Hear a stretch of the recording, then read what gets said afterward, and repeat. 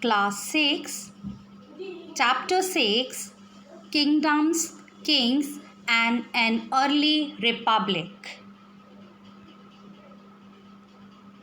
Election day, Shankaran woke up to see his grandparents all ready to go and vote. They wanted to be the first to reach the polling booth. Why Shankaran wanted to know, were they so excited? Somewhat impatiently, his grandfather explained, "We can choose our own rulers today. Now, we have to know that how some men became rulers in the early period. Choosing leaders or rulers by voting is something that has become common during the last 50 years or so. But how did man become rulers in the past? In ancient India, some of the Rajas were probably chosen by the Jana, the people. Some changes regarding the election of the Raja took place around 3000 years ago. Some men became Rajas by performing big sacrifices. One of such rituals was Ashwamedha sacrifice, or we can say that horse sacrifice. Ashwamedha or horse sacrifice. Around 3000 years ago, there were some new ways of choosing Raja, and Ashwamedha sacrifice is one of them. The Ashwamedha or horse sacrifice one such ritual. A horse was let loose to wander freely and it was guarded by the Raja's man. If the horse wandered into the kingdoms of other Rajas and they stopped it, they had to fight. If they allowed the horse to pass, it meant that they accepted that the Raja who wanted to perform the sacrifice was stronger than them. These Rajas were then invited to the sacrifice, which was performed by specially trained priests, who were rewarded with gifts. The Raja who organized the sacrifice was recognized as being very powerful, and all those who came brought gifts for him. The Raja was a central figure in these rituals. He often had a special seat, a thorn, or a tiger's skin. His charioteer, who was his companion in the battlefields and witnessed his exploits, chanted tales of his glory. His relatives, especially his wives and sons, had to perform a variety of minor rituals. The other Rajas were simply spectators who had to sit and watch the performance of the sacrifice. Priests performed the rituals, including the sprinkling of sacred water on the king. The ordinary people, the Vish or Vaishya, also brought gifts. However, some people, such as those who were regarded as Shudras by the priests, were excluded from many rituals. Different groups in the society. Later Vedic texts like Samved, Yajurved and Atharvaved mention certain rules about the society. There were different groups in the society such as priests and warriors, farmers, herders, traders, craftspersons and laborers. The priests divided people into 4 groups called Varnas.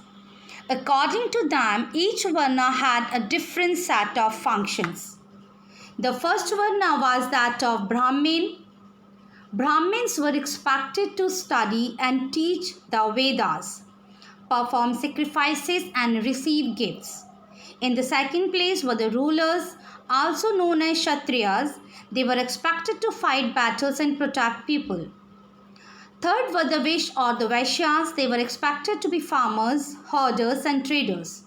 Both the Kshatriyas and the Vaishyas could perform sacrifices. Last were the Shudras, who had to serve the other 3 groups and could not perform any rituals. Often, women were also grouped with the Shudras. Both women and Shudras were not allowed to study the Vedas. Janpads. The Rajas who performed these big sacrifices were now recognized as being Rajas of Janpads rather than Janas. The word Janpada literally means the land where the Jana sat its food and settled down. Archaeologists have excavated a number of settlements in these Janpadas, such as Purana Killa in Delhi, Hastinapur near Meerut, and Ataranji Khera near Etah. They found that people lived in huts and kept cattle as well as other animals. They also grew a variety of crops like rice, wheat, barley, pulses, sugarcane, sesame, and mustard. Painted grey ware. They made earthen pots. Some of these were green colors, others were red. Here you can see the picture of painted grey ware. Plates and bowls are the most common vessels made out of painted grey ware. These are extremely fine to touch with a nice smooth surface. Perhaps these were used on special occasions for important people and to serve special food. Mahajanpads. About 2500 years ago, some Janpads became more important than others and were known as Mahajanpads. Most Mahajanpads had a capital city. Many of these were fortified. This means that huge walls of wood, brick or stone were built around them.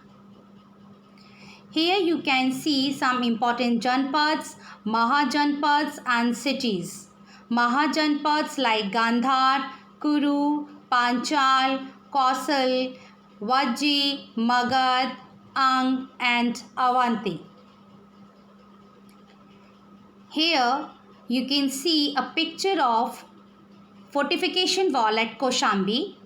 This is a picture of remains of a wall made of brick found near present-day Allahabad.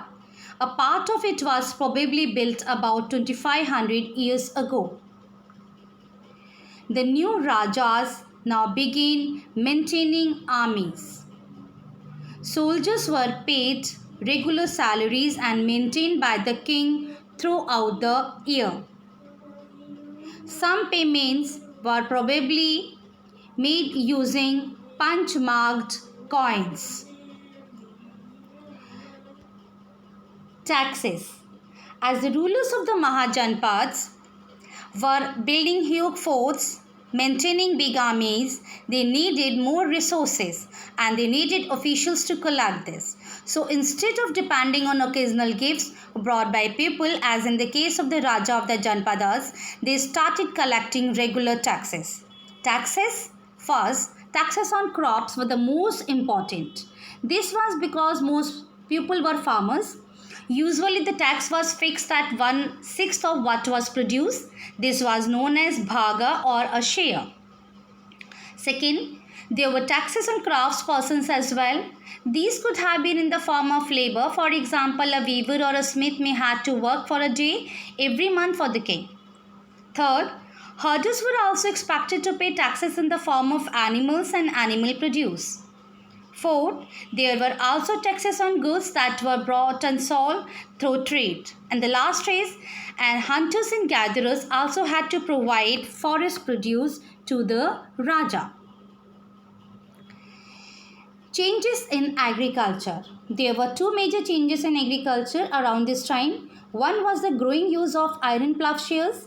This meant that heavy clay soil could be turned over better than with a wooden plowshare, so that more grain could be produced. Second, people began transplanting paddy. This meant that instead of scattering seed on the ground from which plants would sprout, saplings were grown and then planted in the fields. This led to increased production as many more plants survived. However, it was back-breaking work. Generally, slave men and women, dasas and dasis, and less agricultural laborers, who known as kamakaras, had to do this work. A closer look to Magad. Magad became the most important Mahajanpad in about 200 years. Many rivers such as the Ganga and Son flowed through Magad. This was important for transport, water supplies, making the land fertile. Parts of Magad were forested. Elephants, which lived in the forest, could be captured and trained for the army. Forests also provided wood for building houses, carts, and carriages. Besides, there were iron ore mines in the region that could be tapped to make strong tools and weapons. Magad had two very powerful rulers, Bimbisara and Ajatasattu, who used all possible means to conquer other Janpads. Mahapadmanab was another important ruler. He extended his control up to the northwest part of the subcontinent. Rajgriha, present-day Rajgir in Bihar, was the capital of Magad for several years. Later, the capital was shifted to Patliputra, present-day Patna. Alexander. More than 2300 years ago, a ruler named Alexander, who lived in Macedonia in Europe, wanted to become a world conqueror.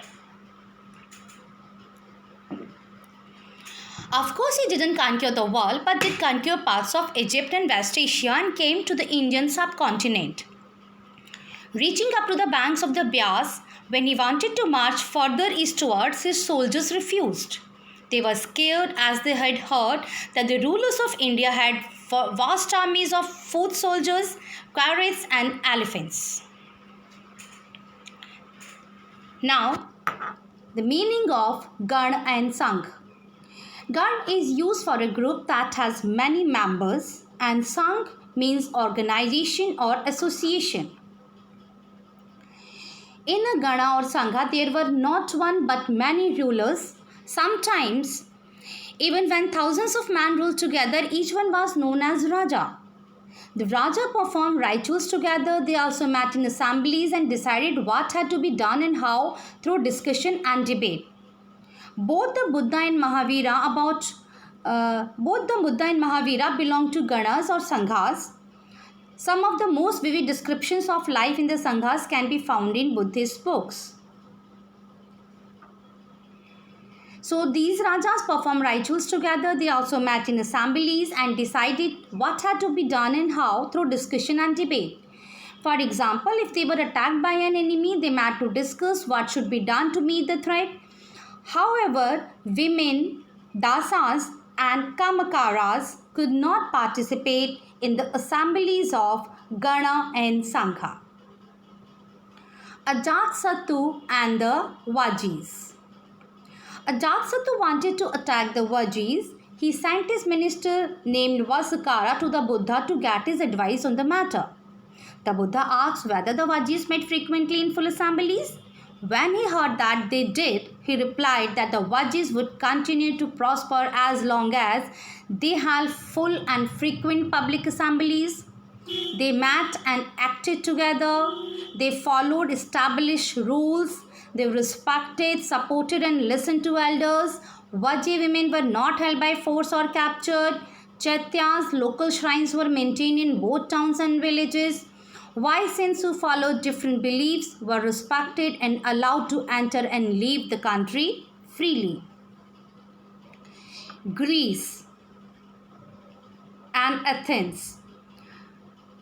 Around 2500 years ago, the people of Athens set up a form of government which was called a democracy, which lasted for about 200 years. All free men over the age of 30 were recognized as full citizens.